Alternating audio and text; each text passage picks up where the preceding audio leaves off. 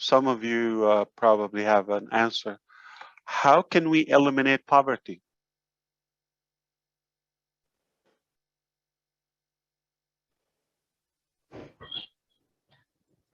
Anyone have a plan? I think just come and join hand with on passive and oh bless. That's it. Yeah, but mechanically, how do you do that? Okay, you're in on passive. We're in. I need a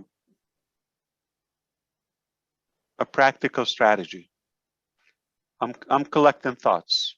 Neeraj, you're wise. Tell me, how do you conquer poverty in the world? No one thought about that before? Chris? Well, really good Don't question. go away. Don't sleep. No, that's a great question. A really good question. We have the will. We will do it, but how? So we want to do. We want to know the mechanics, the plan, ideas. How do we do it?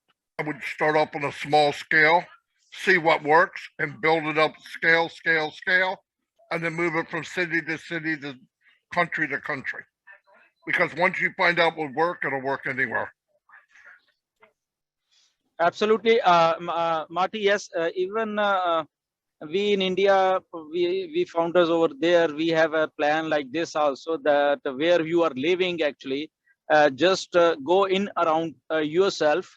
If we are now like in five or 600,000, so go to your locality over there, not doing the whole city, but your locality, and see what situation over there, and analyze it, and then pick that thing. And so if every founder does like this is, then we have a greater impact as a whole over the society. I think so. I think find a way to create jobs, Ash. Right? Okay.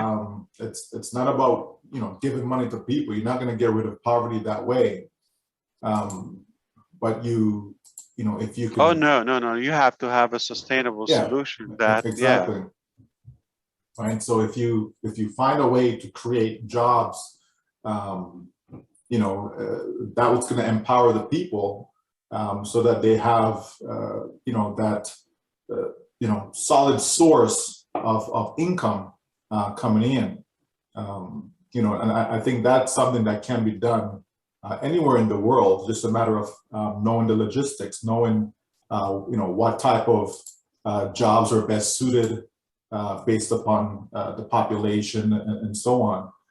So it's a lot of work, but certainly I think we're up for the task and we can do it. We have enough people around the globe that can work in their local community to see what makes the most sense and how it can be implemented.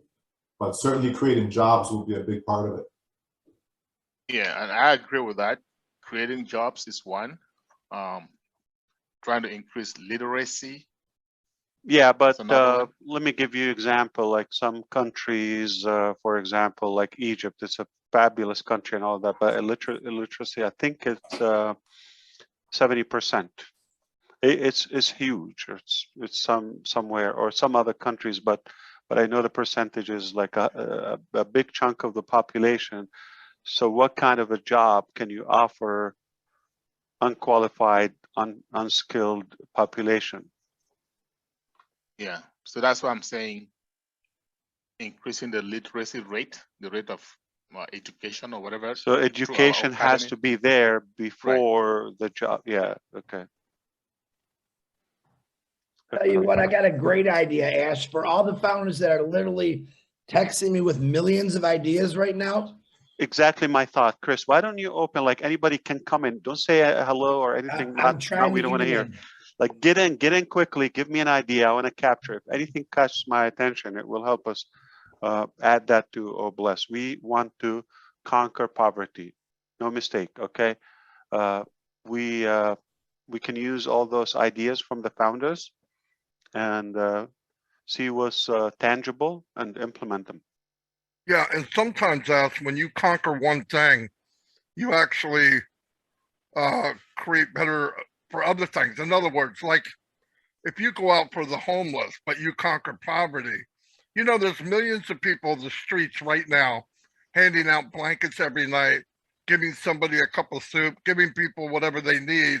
The unsung heroes that we don't see. True. If you could give them the tools they need, they know more than any of us already. So Yeah. if you could get them together and say, if you had the resources, what would you do to fix this street? And if you can get that, like another thing you hear about the homeless and working on the homeless, and I know a lot of people say, oh, I want to do it, but it's so massive because there's so many things that make homeless.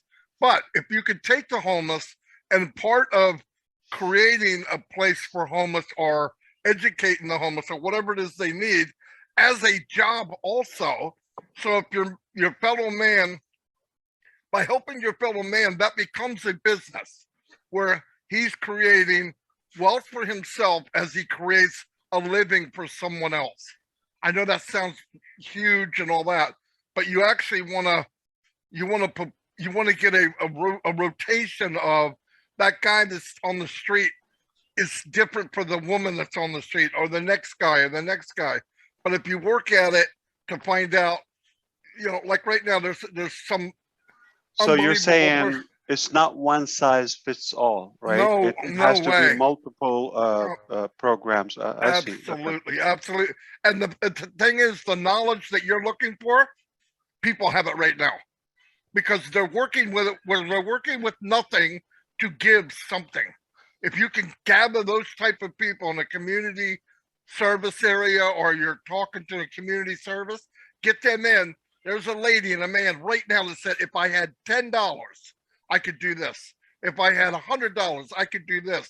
All the open vacant buildings, I could get a soup kitchen going. I can get this going. Another person would give you another idea. And there's people in Unpassive, obviously, that have the same thing. But money won't fix this. Money alone won't fix this. It just won't. But you got to get people that know, and you have people that know right now who are working with nothing, giving out blankets every night. But they only got 10 and there's 12 people without one. You give them the resource and ask them what they need. Let them be the hero, and you feed them what they need in resources.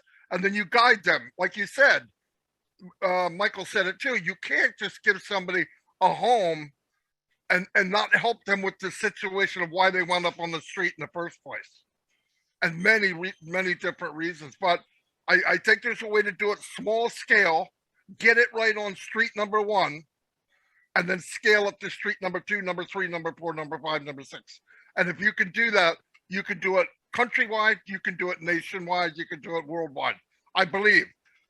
What I gathered between all of you now, you, Michael, Charles, and everyone, what I gathered is start small, apply a prototype or one example in one area, scale it, then replicate it, and focus on employing people rather than feeding them fish. Yep. Teach them how to fish. Yep. Okay. And then the modification between countries, because there's a little difference in how they do things, what they do, illiteracy, whatever you want to call it. But if you can fix street number 1, you can fix any street in the world. But if you try to conquer many streets at one time, it's you never really accomplish anything. I would do, like you said, a prototype. Boom, this worked. Everybody sees it. What happens when it works? It spreads to everything else. You get more people involved outside of Unpassive. You start getting cities involved and governments involved because they're seeing, wow, this is working. You know, a lot of people don't get anything done because a blanket keeps you warm, but it doesn't get you off the street. If you get shelter over them, you don't need as many blankets. So you fix one street. Number 1 street is doing really well. Everybody sees it. You're starting to get notoriety, what it did for that street, and then boom, next scale, next scale, next scale, next scale. No use doing the work many, many times. Get it right once, and scale it up to masses. I've been talking to Chris about it a long time, and I just think it's more involved. A lot of people do the runway model thing. I've seen you fired up before, brother. Yeah. I've seen you, but not this fired up. I love it. Like, you sound like you've been ready for the moment.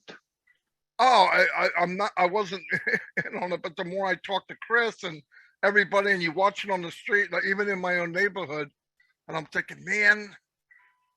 And then I'm watching this guy drive up and down the street with a beat up car, and he's giving everything he has. That's the hero. It's not me, even if I have apples. He's the hero. Give him the apples. Find out what he needs to scale it. Well, I don't need to be that guy. But if I have the apples, I can give them to him and ask him, what would you do if you had the resource? Oh, I'd buy that building right there. It's only $1. And if you get that building, guess what? The city's going to be happy because you're paying tax. So it's a chain reaction. Now you're getting a street at a time. And now, you know, oh yeah, it just blows me away. I can see what it could do, but I think a lot of people think, I want to be an angel. I want to do this. It's not an easy task. And I think there's a lot of people that know what's going on now because they're doing it now while we speak. There's a lady and a man driving down the street in a beat up car. They barely have enough of themselves, and they're saving the guy on the corner. That person I want to find. Because if you make them a hero, because they already are with nothing. Sorry, I got on a rant here, but look at it this way. Why don't we do it? Why not if we have a working method?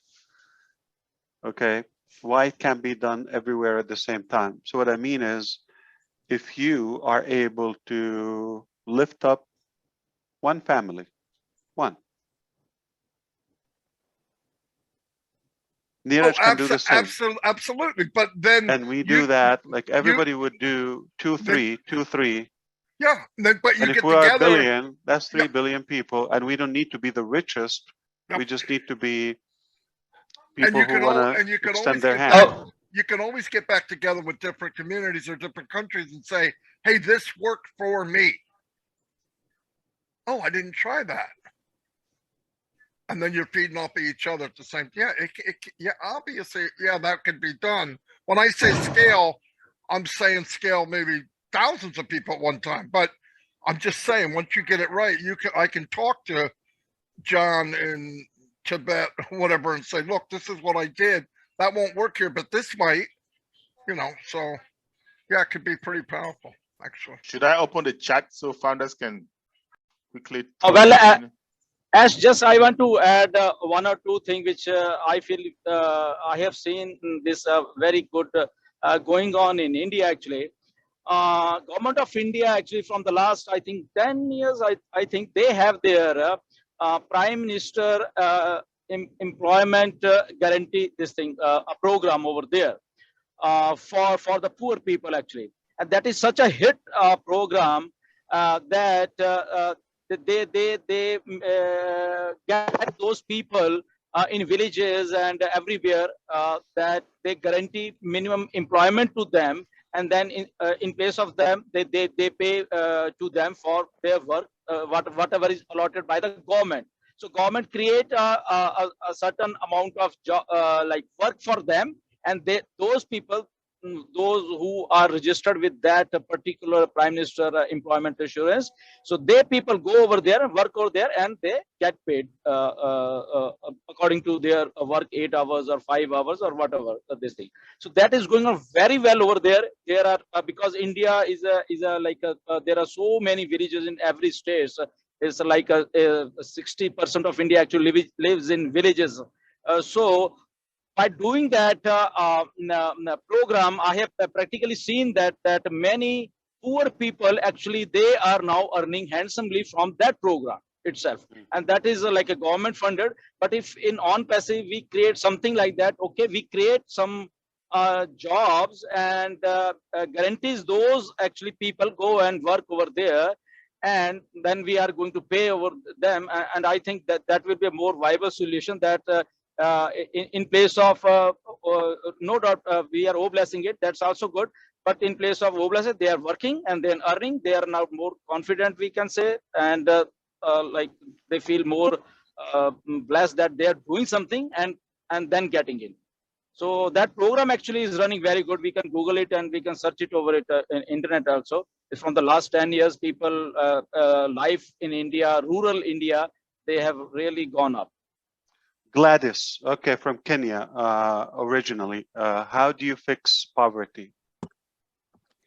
Hi, Brother Ash. Very Hello. nice to see you. Thank you very much. Nice to see everybody here.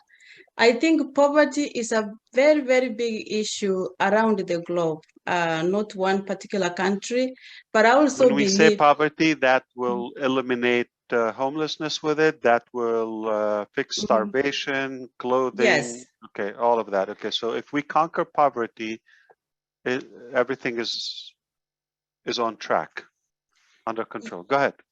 As founders, we are more than 1.2 million founders, and you have given us the vision. So I believe that different countries have different needs that they need to address first. Some people, it's just, having the basic needs, like as basic as food on the table. Recently, I heard of a woman who had to sell her baby in order to be able to have something to eat. So those are short-term goals, but poverty will be much easier eradicated if we focus on long-term goals by training people with skills that can enable them to have sustainable income coming in, because by giving them just handouts, those ones cannot, training of teach them how skills. To fish. Yes, teach them how to fish, as you said. Got and it. Also focusing on education of the younger generation, because if we help the older generation, we forget about helping the younger generation, still we are not solving problem. Yeah. So I think with the all blessed, we can do it at the, even though we say as a smaller scale, we can replicate ourselves. Already there are many founders doing it. For example, in Africa, we have started a movement called Missionaries for Africa, which is comprised of only founders from different parts of Africa, so that we can focus on helping to eradicate poverty in Africa. In Kenya, we have that organization. We are working together with the General Organization of Missionaries for Africa. And also I had spoken to Chris Johnson. I've started one with a group of founders, one which is going to work with on passive angels. And then we have also started Oh Bless, another group from a different part of Kenya. So we have 3 groups in Kenya simultaneously trying to come together, so that if we work together, all of us as founders from there, we can do a lot. So I believe we have an opportunity to do that. Key Wendell, do you have a plan for conquering poverty? Thanks, Ash. Yeah, I think it's a multifaceted problem that stems. It's an individual problem. I think it has to be defined as why are they in a state of poverty? Is it lack of education? Is it lack of a job skill set? Or is it, from what I see most in my profession, is addiction? And I think if you bring somebody in, there's a program in my hometown, they bring individuals in that want the help. First of all, an individual has to want to not be addicted anymore. And identify the cause first. That's what you're saying, right? Yes, sir. Okay. Identify the cause, and if it's addiction, help them get off of that illicit drug, street drug, and then build them up as an individual, give them the skill set to have a job, and there you go. Does it have to be a job or a source of earning? A source of earning, yes, sir. Same. Yeah, that's better. Okay. Yep. All right. Leon or Chris Johnson, if Amanda. It looks like she has something to say. I do have something to say. I'm in the kitchen cooking and I'm talking to myself, and my dad goes, "Who are you talking to?" And I said, "Well, I'm partaking in the conversation just with myself because I wanted to. I feel very strong about this topic. I'm a social worker, and a lot of what I do is providing resources to people. And oftentimes there's not resources really that you can offer people. So Mr. Ash, with everything you're having to say and what you want to do, I think a good place to start is just getting every resource that you can find on every little topic you can possibly think of. Homelessness, so you find shelter. Drug addiction, find a program for someone to go in so they can get clean. You know, food scarcity, is there a program in a country that can offer, you know, food, like food stamps or food closets? Get every resource you can possibly think of. And if you're thinking more so on a team base, fill your team up with social workers, because that's pretty much the main job that they do, is to provide people with resources to help them get a better life, whether it's, you know, getting out of poverty, finding food, taking care of their families. I think that would be a really good start, is just to find as much resources as you can, and, you know, build your support team up with people that can also help with those resources. I have a question for Amanda, though. Go ahead. Okay, based on what you just said. Mm-hmm. So if we get, say, food stamps, we start to give them food, find an agency, right? Mm-hmm. Find somewhere who's going to give them shelter, and all of what you just said, does that eliminate it, or does it make them more dependent on no, what, and it definitely, just collecting?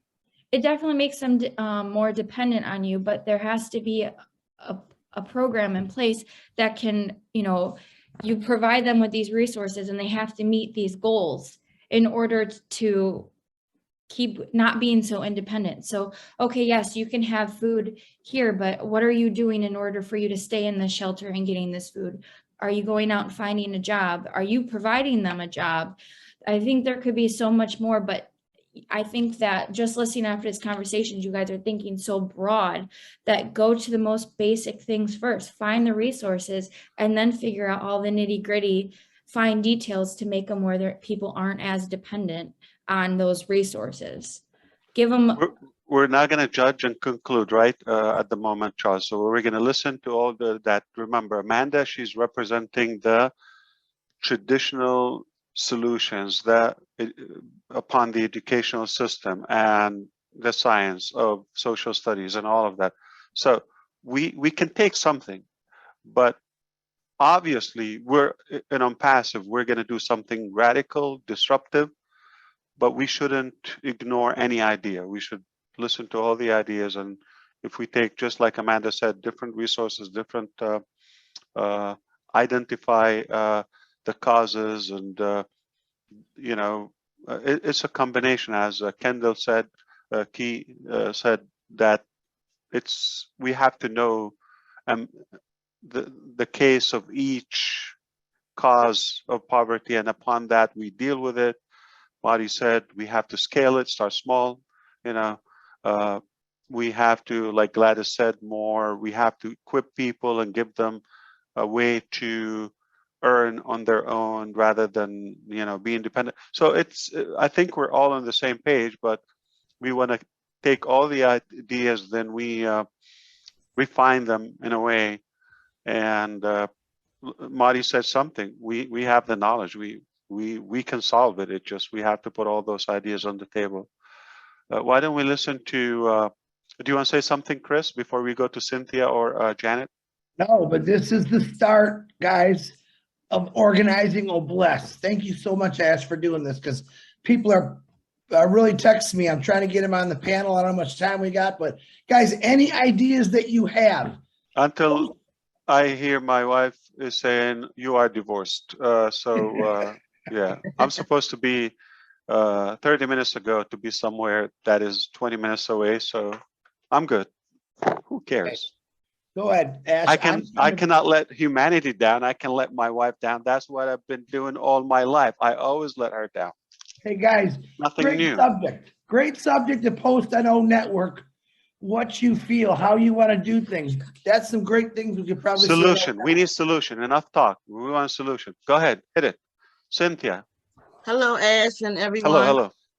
Hello. I agree with what Amanda said, but I think that like the system should be better, and because we are such a powerful company, I think that it should start with like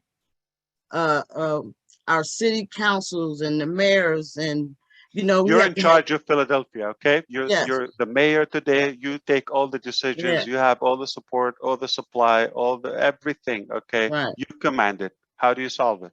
So you're gonna have to have a sit down with them and like figure out what is it that each city need, how the poor ask them for a solution. Okay, got it. Yes, right. Okay. Leon, you want to say something? You have worked, I think, also with the city. Yes, I work with a lot of cities, and yes, a lot what Cynthia was saying, but also I always thought about the sustainable housing because that also get people doing things within the little sustainable area because everybody is not going to be integrated to go back out into the work field right away, but you get them starting small, doing something, becoming part of something, and having a little place where they can meet. And sometimes you start with the people who don't want to be on the street, because some people have been out there so long and that they don't trust government. Everything is suspicious to them. So you got to start with the group people who want to be helped first. And once you start with those people who want to be helped, then you don't want to put a stigmatism, a homeless shelter, but you want to put it in like a sustainable village so people can come and start participating, and then you get all the people involved. I believe you can get all the people involved. And as Cynthia was saying, there's a lot of government money out there also. They don't know what to do with it because they don't even, if the government could fix something, they would have fixed it. They have got the money sitting and they don't know what to do with it. But if we come up with a blueprint starting like a smaller basis, we can actually show the government we got a blueprint, and we can also tap into their money as well. And then we can start having the people who wants to be helped first. And we have so many people, I heard last time, that have so many background and so many experiences doing homeless shelters and things and working with homeless people. And then we can start assigning those people to the teams and getting the resources that we need for all the people, and starting on that small level first and build that blueprint. And then I think that blueprint could be put in every city. But then start thinking about taking the stigmatism off of homeless shelter, because if you do that, people already know that homeless shelter is the same everywhere you go. You go in and that kind of thing. Thank you, Leon. Okay, so just to be clear, I am not typically like that. I would like to say hi, how you doing, Leon? Good to see you. All of that. Okay, a smile, kiss, blow, hug, all of that. But I really, I'm behind. But I want to get as much as information as I can grab and process. Yeah. But then we will be at a different pace next time. So try to be ready. Janet, if you want to run. Tony. Yes. So my ideas are very similar to what Leon's saying, but the aspects that I'd like to add to what he said is that I envision creating communities. These communities are almost like little cities.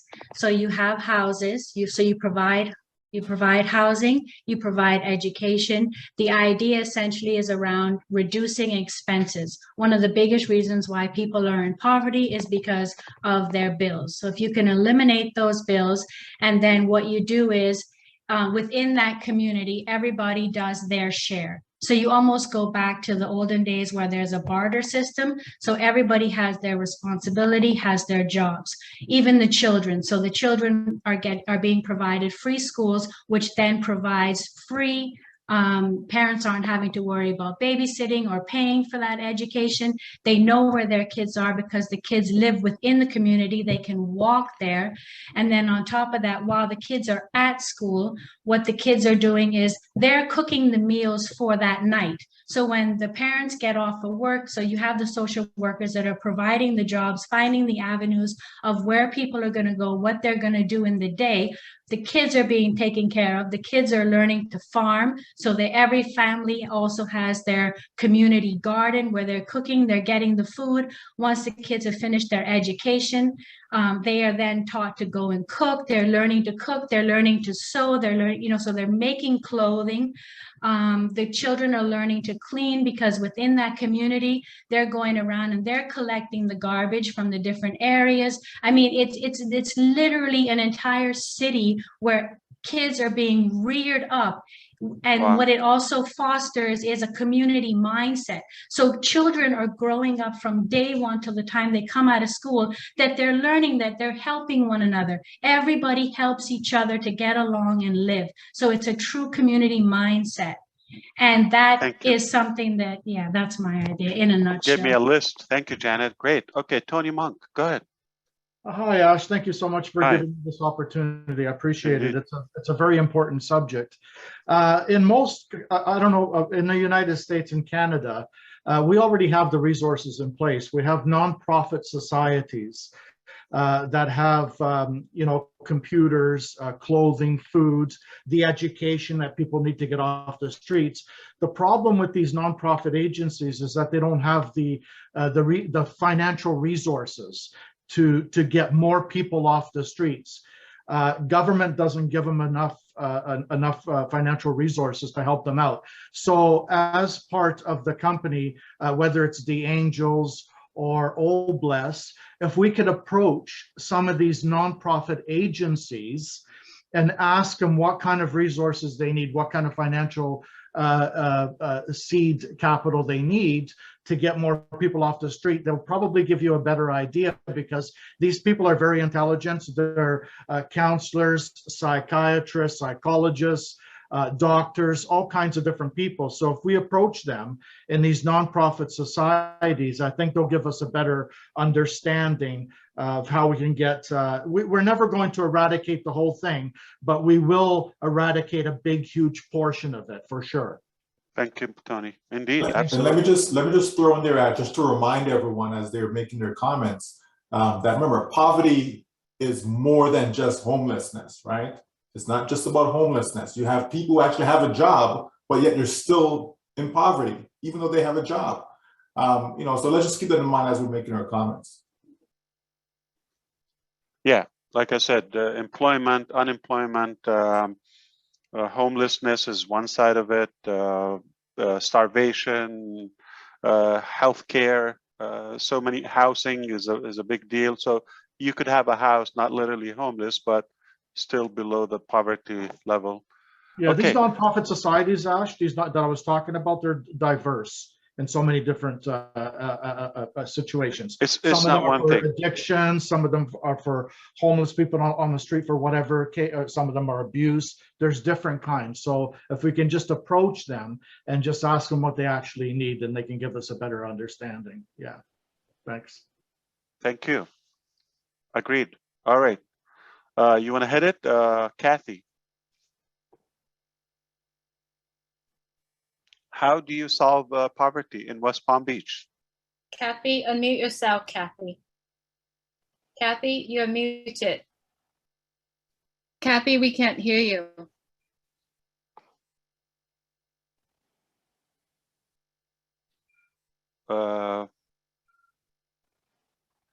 Ocho, you want to go? Okay, I got it. Can you hear me now?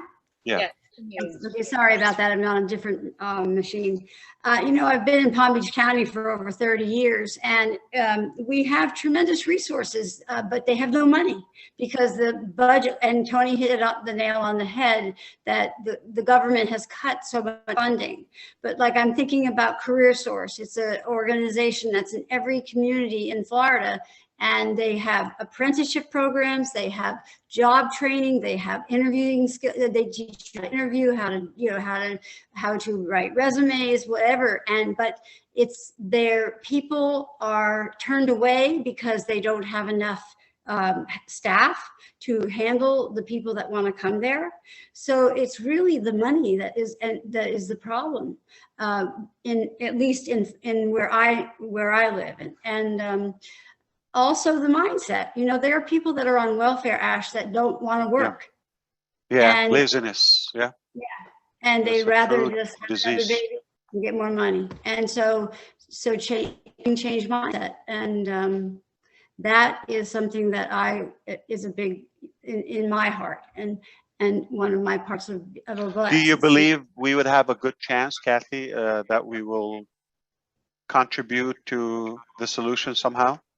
I think so. I really do, because I'll tell you why, especially in like Palm Beach County, where there are so much wealth and there is so much charity. People want to help.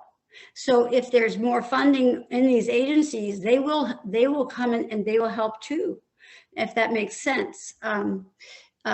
Yes, I believe so. I really do. I think people don't want to be on the street. I don't think that I'm seeing pregnant women on street corners, and it kills me. Yeah. All right, let's hear from Helen. Do you want to say something? One word? Okay. Thank you, Ash. I'm so happy to talk to you today. My pleasure. Yeah, I appreciate everything you have been doing for us. Yeah. So I've worked with Save the Children, and we were taking care, trying to eradicate poverty, which we didn't go anywhere. But we're using what is called the participatory approach, that you get to the people, like in Africa, you talk to the people and in the community and ask what they really want, what is their need.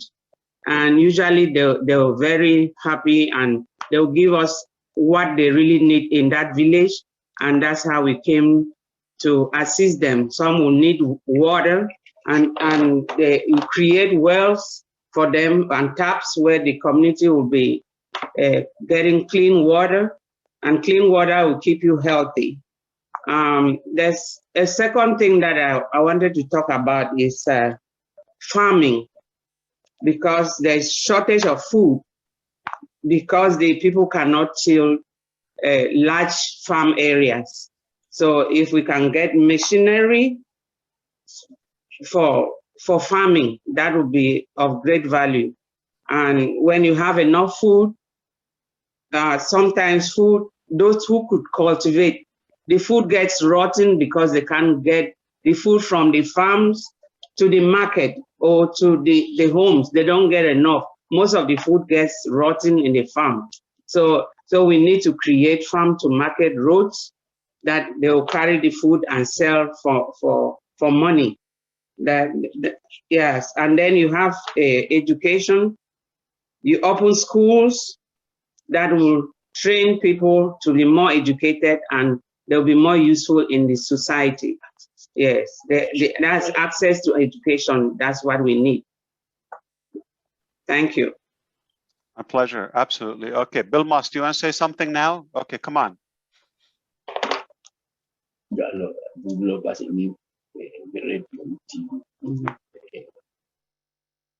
Hey.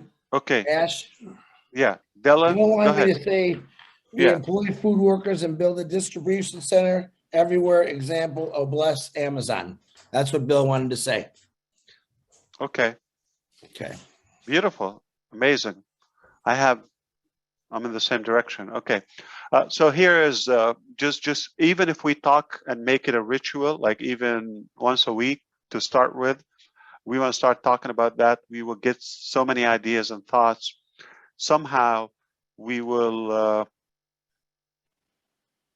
mesh them and blend them and come up with what's possible and what's tangible. But make no mistake, there's some leader, founder will be sitting here and listening, and one day they're going to have a breakthrough. They're going to say, you know what, Ash, enough is enough.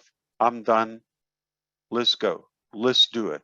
Okay, whatever it takes. So it takes a couple of people to take radical decisions and just have a mindset where we will find, we will go to hell and come back. It's no problem until we solve it without giving up, without easing up. So I do believe that we will come up with something. I don't think we're at a stage where we say exactly what it is. I have some ideas. I know it has to be a collection of multiple things. I do believe we have to start with something, make sure it works, then we replicate it. But more importantly, what Kathy said, we don't believe in the system in any way. So we don't even have the mindset that we trust it, or some of you said that. I don't think we're going to rely much on what's been done and not working so far. So it has to be a different concept. It has to be something fresh and new.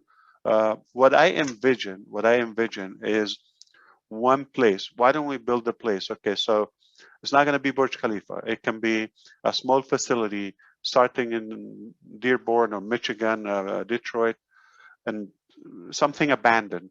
We go refurbish it or fix it, and you know, we put food there. The workers can be the food maker. They can have you know, decent wages, just barely to survive. But what we want to do is also have the education combined in one place. That's why a while ago said, let's come up with the engineers.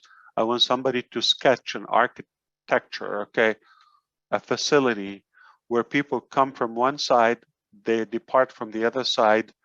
We don't know the time, but the faster the better. Basically put 100 people from this direction, they leave that way, they're equipped, they're ready.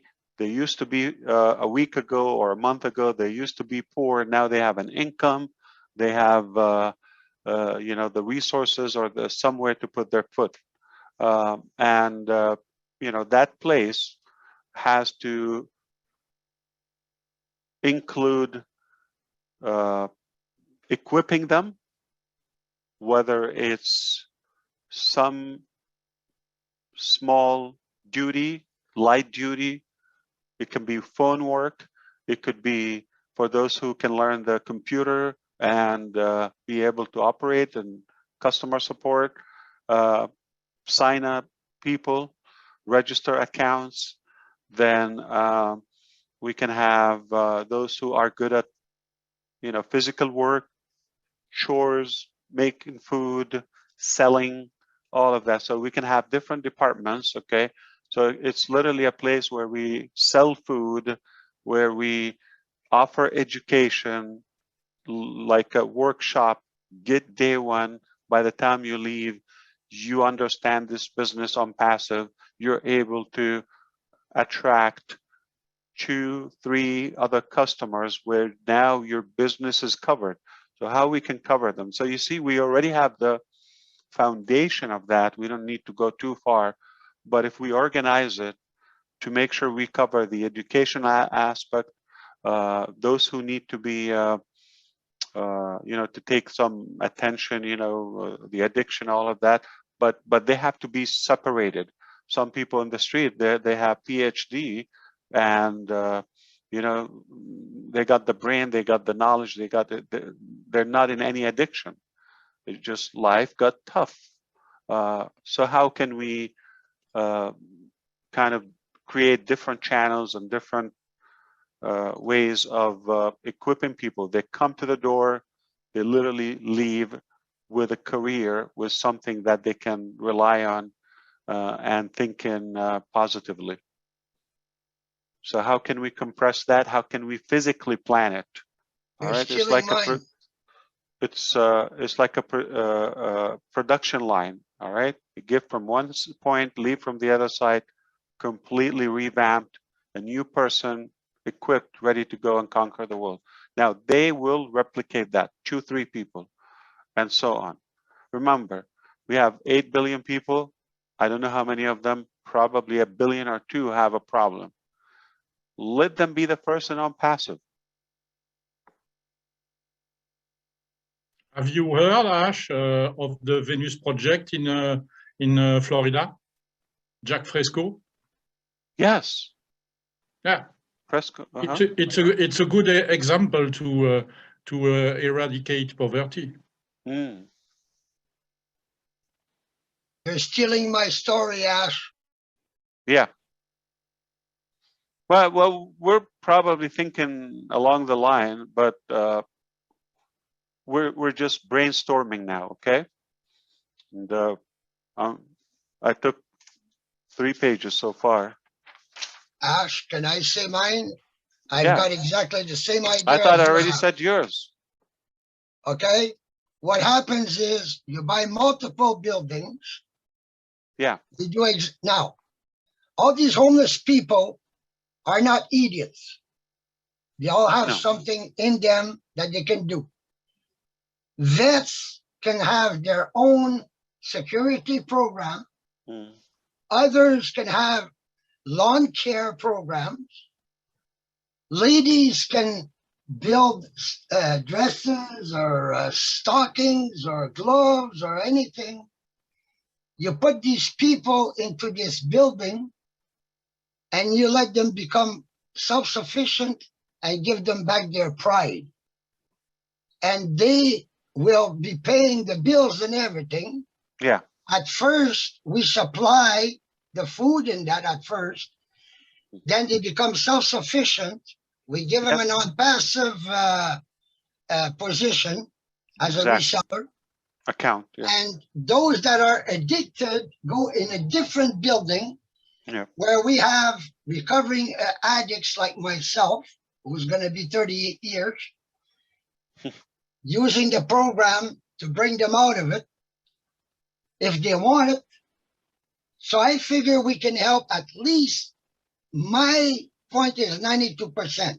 Now, this is in countries like Canada and the US.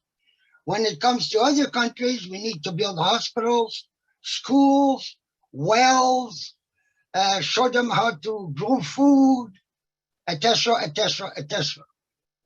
That's my plan. Absolutely. Thank you. Okay, so I don't know what's the deal here. I see like more than 100 hands here. Is it okay? Why don't we just put all the hands down and ask, let's say 3 more, who can come, just give us a solution. You have to give us a solution, okay? You have to give us a solution. Everybody, raise your hand if you have the solution. Think if we do what you propose now, if we implement it, if we execute it, there will be no more poverty. Again, we're not talking about homelessness. We're talking about poverty and all, you know, poverty is a lack of resources, like lack of finances. It could be home, it could be food, it could be clothing, it could be education, lack of something. That's what poverty is. Shortage. Okay, so have Thierry Ocho and Delia here. Thierry Ocho, have you had a chance to speak yet? If you could, please go right ahead. Yeah. I think I already said to Ash the Venus project, which were in Florida. I don't know at which step they are in, but radically, it's having no more money. So if you don't have, if you don't need any more money, you can eradicate poverty. But it's not that simple. Yeah, of course it's not. And in France, with 67 million people, we have a concept. We have something that was put 30 years ago. Les Restos du Cœur. Literally, it's the restaurant of arts. And it is something that is helping nearly 1 million people a year with food. They are trying to do something with the shelter now, but it's quite complicated because they need a lot of money. And the governing body, European governing body, is not helping but remember, them we're anymore. passive. We're not looking for easy jobs, right? We're not looking for simple jobs. Yes, I know. So it doesn't matter how difficult, as long as it's possible, or it will solve the problem. We're not worried about the work. Yeah, but the thing is that if they help 1 million poor people in France, it is nearly 10 or 11 or 12 million people who are poor in France, who are under the level of poverty. So, I mean, there is a lot of work to do. It's not only the Resto du Cœur that is able to do that. Yeah, there's a lot of work. Yeah, but it's possible. I wanna agree with you on one thing. It's possible, and we'll do whatever it takes. Okay, Della, you want to say something? Hi, definitely. What's the Hi, solution? how are you? Good. How can you push a button and there will be no more poverty? Oh, that is a very nice question, a very good question. For me, we need to eliminate the system that most of us are using, the limited negative old belief. We have to eliminate that. As I have heard you said, that we have to have a new system. It's not just outside. It's not just the system, the money or whatever, because I believe Passive is already have the resources. That's why I have 11 accounts. I intend to have 3 accounts to eliminate poverty in my own place in Bohol, because for those who doesn't know me, I've been really serving the poorest of the poor for 13 years now. And even if I don't have a job here in America, I still really serving them, not just in money, but emotionally and mentally. So to eliminate poverty, we have to start it on the ground, changing the negative collective limited belief. And before I came here, before Unpassive came into my life, I already have a plan and idea, and you just deliver it to me, this Unpassive. I'm very happy watching you doing what I imagine, because I'm going to use these resources. The resources is not the problem. It is the attitude of the selfish negative people around the world. And I know you are the only one who can really save poverty by teaching. Education is important, yes, but we will not use the system of education that we have right now. We need to educate people, especially the children, the pregnant people, because the world is depending on the children. We cannot teach adults. They are always judging. So education is a big deal, is what you're proposing. Yeah, I agree with you. Absolutely, All right, and the mindset. Education, which is Let's see, Neeraj from India. Do you know Neeraj? Okay. Do you know Neeraj? Okay. I'm expecting to be, I'm going to take notes. He has a solution. Neeraj, what do you think? Okay, for me, I have identified 3 reasons for poverty. First one is uh, like people losing job uh, due to COVID or maybe other seasonal activities. So you have to encourage on alternate employment, which is the whole calendar, which covers the whole calendar year, instead of a seasonal activity like agriculture, in which you are dependent on the rain and other natural factors. Second one is about health. Poverty can also happen because of health conditions. For that, you require clean water, good sanitation facilities, and provision of basic medical facilities, even to the rural of areas. So that is one of them.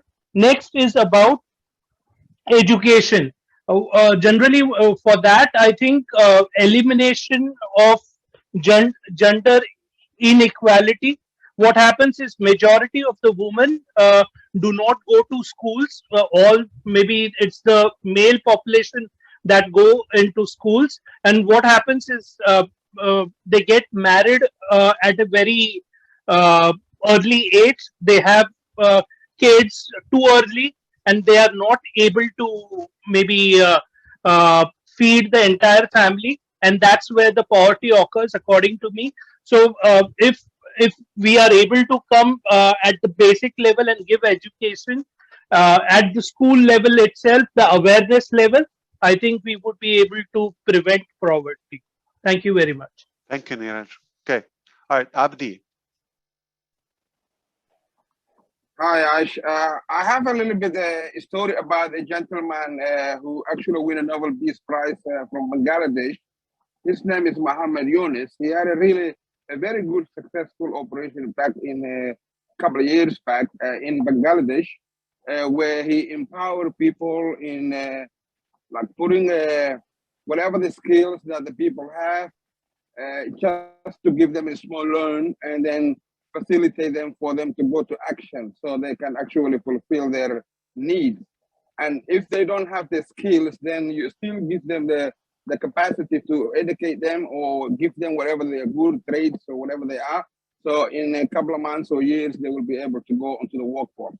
That's one side I think might be to be looked. He might have read some books about this idea. He's a very well known. He also won a Nobel Peace Prize. Muhammad Yunus, Professor Muhammad Yunus. Yeah, might be wrote him down. He's from Bangladesh? Yes, yeah. Bangladesh. Thank you. Okay, Joyce Hicks, you want to say something? Hello, Ash and everyone. I agree. Anybody notice that she looks different, better, younger? Oh my. This will happen to you, Chris, Julie. Take a look. This is how you will look 2 months later. Okay. You must have to sing gonna Ash and everything just improved. It's like, oh my gosh. Is it true? What happened? It is so true. It's like after seeing You look and amazing. you, everything just went to the top. Like, you know. Wow. Joyce, as always, you looked amazing. And Chris, don't let Ash give you false hope, buddy. Please. It will happen, Chris. I promise. Until we it met, will. things have changed. Yes. Come on, Marty. They're always improving. Julie, always improving. All right. Yes, Give I me the agree. solution. All right. What's the solution? I agree with you, Ash. You know, as you said, build the place where it's all in one. Everyone can come in there, talk to the person, because everyone's different. They have different needs, different levels. Talk to that person, see what they need. Once you find out the need and the skill, as somebody have said, you build upon that and you build that person.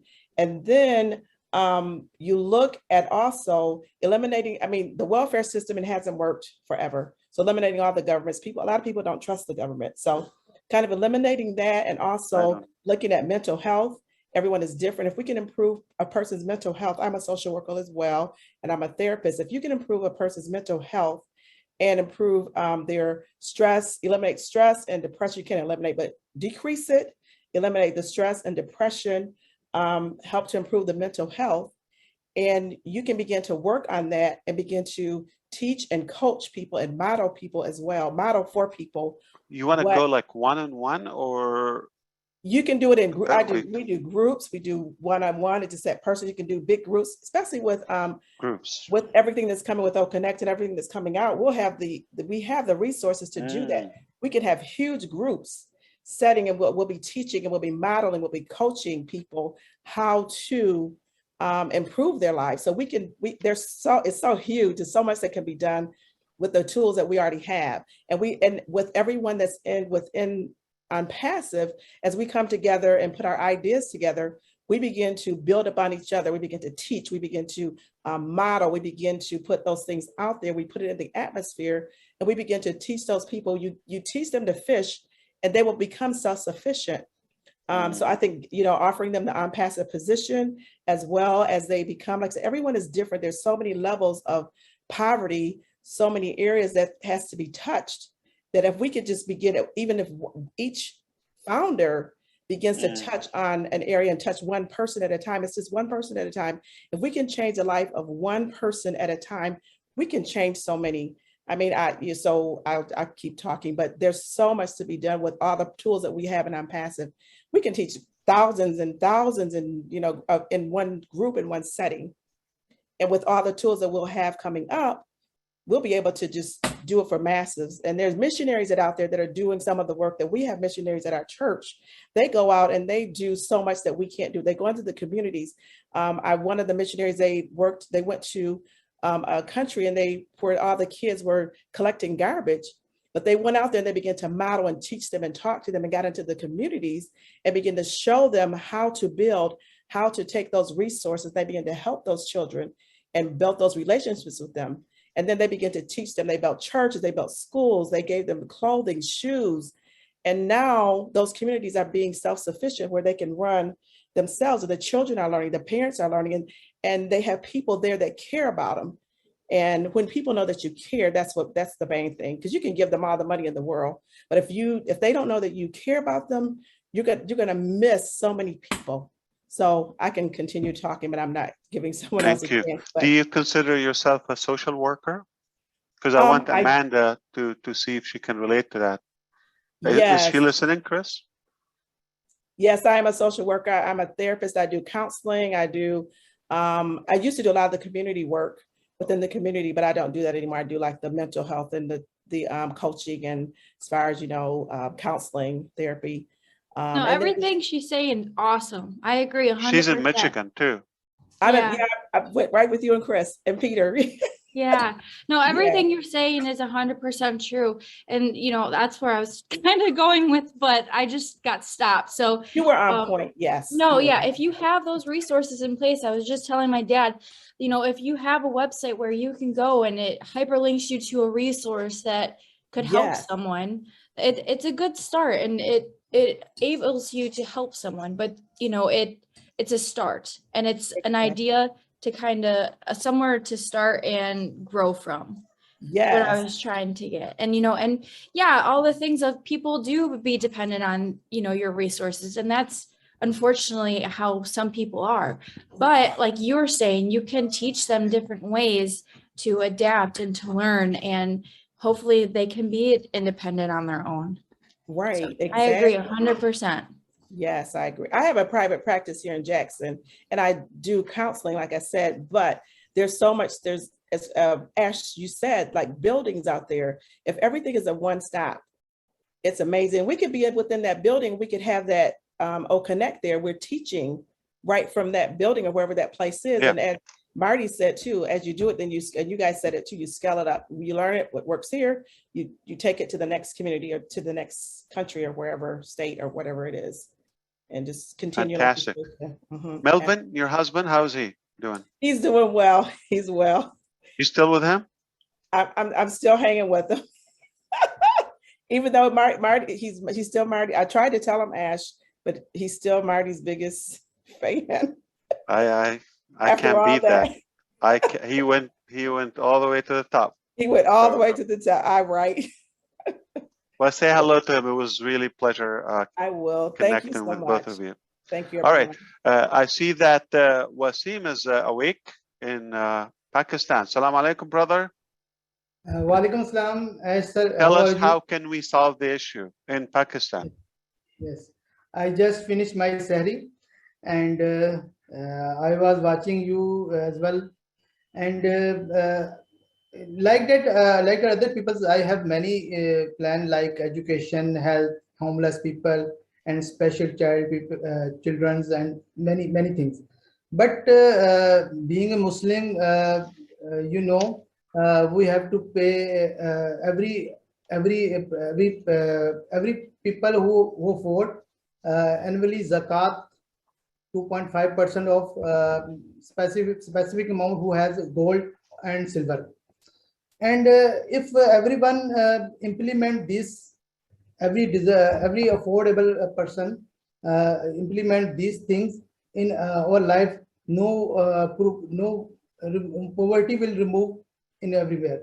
And before this, I saw in other business before on passive, the concept was different, and rich become more rich, and poor become more poor. And the on passive is the first company that talks about mutual benefit and about other people. And if we set a certain amount of our earning in our every founder, and we will spend this amount to others, no matter where we will spend this amount, but I think poverty will remove. But I want to wish you and your family a happy Ramadan Mubarak. Yes. We'll talk to you next Ramadan time. I want to Mubarak. hear from a very wise lady, Willow. Can you tell us what you think? Thank you. Oh, Ash, I'm not going to turn my video on. I've been out. That's okay. I want to focus on the message. Tractor, and you don't want to see me in this garb. But I want to tell you, there's so many faces of poverty. It's not just one face we're looking at. We all have our desires to uplift humanity. However, I think that Joyce Hicks, Amanda, and my friend, I have 3 people on my team. that are absolutely in the streets all the time, working and helping lift humanity up like you are, Mr. Mafara. However, I think that we have a tendency here, we could become so scattered that we wouldn't really get a whole lot done if we don't start focusing on the needs of our own community. To be community driven, not world driven necessarily. Like, I want to help Native American reservations, and that's my big dream. My father grew up in horrible conditions on the reservations. And so I have 3 reservations that I want to devote, like Adela was talking about, some of my extra founder positions. So the money goes directly to them. You know, I want to do that. But I also think, like Joyce says, there's this whole group of areas that we have to focus on. One is mental health. You know, you got to divide, I think, the programs into divisions, because there's seniors that are out there that have lost their homes because of medical bills and things like that. My husband and I just hang on by the skin of our teeth. Both of us have had heart problems. I had a heart attack last month. And so we are paying through the teeth for medical care. And I barely made it out of the hospital without having to hawk my drawers, you know, needless to say. It is terrible out there. And so what I would say, I mean, you sound great, actually. Makes me thank you. I want feel to like say, I want to have a couple heart attacks. Like, wow, you look amazing. no, darling, don't do that. One of the things I really feel strongly about, and I've told you this before, and I'm not trying to just give you kudos, Mr. Mafara. No one has reached out to the average everyday person like you are doing. There are people that are working 3 jobs and are still below the poverty level. And so I think if I was going to push education, I would push education in the trades. Plumbers make more money than you can believe in the world right now. And we've quit putting our people, like in high school, they used to teach kids how to build, how to, you know, help themselves. They've taken all of that out of public education. But we could put something back into the educated field, like teaching them a trade that they can work in the city, plumbing, drywall, all of those trades pay very, very good wages because they're all they're unionized jobs. And so we could do something like Mr. Ash suggested. You know, we could have a building, hey, listen, we could get you a job hanging drywall for 6 weeks, but you got to take that money and you got to put it back into your fund to provide for your housing. You know, any programs like that will work, but we got to do it by community. Each community is a specific organism all on its own, you know. Philadelphia Have you thought or considered that you, if you're where you want to be financially, would you employ others to help assist you? Okay. So I want every founder to think of just thinking, what if you employ one person? You don't have to be in the business, but if you just employ one person. Yeah. That's the way I figure. My husband and I were going to take our neighbor who has worked all his life in the buildings trade. He's an absolute genius at gardening, and we want to grow food for people, you know. And are you enjoying listening to other ideas, like you said, Della and all that? So okay, so why don't we listen to more? We can't have Please. enough, like Lystra. Okay, let's listen to Lystra. What do you want to say? Hi, Ash. Hello. Yeah, I was wondering if we can think about a facility to help some of these people that's on the streets, or even if they are in a shelter. I have been there with food and clothes and so on, and I find I don't know if it's because they've been out in the streets, but they are disturbed. Okay, so a facility to help bring them on track again, like with shrinks, doctors, nurses, and so on. That will help these people find out where their head's at, because a lot of them are disturbed. And I think that's the main reason they're there on the streets. You know, some of them, not all of them. So a place where they can come and get medical help and meds and so on if they need it. That has been on my mind, and I think that would be a great idea. I agree. All right, we have one more last speaker. Who would that be? A Thank lady you. would be nice. We have Marcian Marcine, you want to say something? She was here. Hamabu.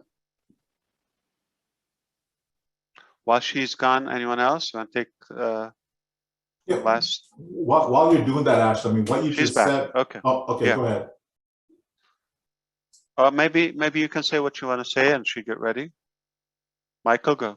Yeah, I was just saying that, like what you just mentioned about founders employing someone, you know, and, you know, to me, you know, that is the solution. I was just having a conversation with the founder back and forth. And what I was saying is that, you know, we can't rely on governments and all institutions and all of that.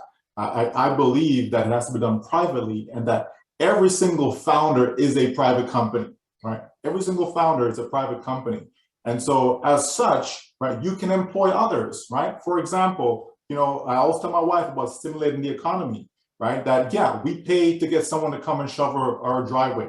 Not because I can't go shovel the driveway, right? But it stimulates the economy. Opportunity. Right? We pay someone to come cut the grass. Again, not because we can't go cut the grass, but again, it stimulates the economy. So there's things that we can do as individuals under a company umbrella whereby we can employ others. It's not a difficult thing to do. And then we will do a good job as being the employer in the sense that we're going to pay them more than they deserve. We're going to pay them more than their fair share or whatever the going rate is to make sure that they don't need to have 3, 4, 5, 6 jobs, right? It's just not necessary. And then now they can actually be a family again because the funds, right, are there and it's sustainable, because on passive it's sustainable. There's a lot we can do, Ash. So now you understand why I say to our employees, you cannot have a founder position, you cannot register with OnPassive. Now you understand why those work with me, all areas. You've seen some of them. I don't tell them about the business. I don't invite them because I want them to continue what they're doing. We don't want everybody to be in our business. All right, last message from our sister, Marcian. You want to say something? Go ahead. How do you think we can minimize or conquer the poverty issue globally? Thank you so much, Mr. Ash, for giving me this platform. Thank you to all the Leadership Council and to all our funders. And from where I came from, Cameroon, basically, the level of poverty is not going to be solving the same way like in the United States where I live. People have different issues. And our level of poverty back home, education first, because if we believe that if we train children from little age up, giving them good education, and with the parent, most of the time they don't have home. We have what we can have transition homes. Transition home for them, roots, because where they have development, where they have root, they have development. We don't have root, we don't have water, we don't have food. So if we have to change the way that people have to live, we have to start by giving them at least good drinking water. We are having cholera going on now in my country. People are dying from cholera right now. I'm talking to you, Mr. Ash. 150 people a day that are dying from cholera at this 21st century. So if the neighbor has one bottle of water, is not enough. So I think that for us, where I came from, to eradicate this poverty, we have to start by changing people's life, by giving us drinking water, light, good school, and if we have all those things and transition homes, we ourselves are going to help a lot. I'm in a project, Bright Light Project. We are doing some of those things, but we don't have enough resources. We are putting girls to training to do some work. So if we can go from there, it's going to be good for us in Cameroon. Thank you so much for giving me this opportunity. Thank you so much. So yes, start thinking, how can we have one, like almost like a production line? You know, we get in from one place. It's a strategic process where we get in, academy, give them the education they need, at least to manage their own passive business, get their basics covered, whether it's a business account, how to function. You know, it could be a device we give them. Create that Bliss tank where we can fund this process just to get them off the ground, have the business, have the tools, and then obviously replicate that so they will be completely independent, where they have their own income, and then keep on that cycle. So I think, you know, we sound like we're you know, from the same background, that somehow we agree on almost all the thoughts. So we just need to get more sessions and get more technical. Like, we want exactly to design one model. We're ready to go tomorrow. We will execute that, we'll make it happen, and then study, observe what happens, and then from there we take it. We repeat it, or we learn the mistakes and we do it. We are ready to start. Bless is already on. But again, that's not conquering poverty. That's helping, you know, easing the pain a little bit temporarily. But if no way we're touching the whole concept of poverty at this stage. So we want to go to another step with Bless, with Academy, offering the passive products, tools, and resources. How can we use all that, and how can we align it and streamline it where somebody can come from the door, get some education, free or affordably, and then they walk away a completely independent family or individual. So this can go on. I just have a very, very, very good conviction that we will make an impact. I don't know how much of it, but I think if today I can see that we will make an impact, I think in 10 years time from now, we're going to say, anything left? We probably will be checking if there's anything left. So we will do our part, and just think of it, just impact one, two. You can employ one, you can help one to get into business if they have the potential. You solve two, life is good. All right, I will see you next time. I don't know if we're going to meet before Wednesday on Passive 360, noon Eastern time, on Passive 360, just after 2 days. I cannot sleep. All right, have a good one.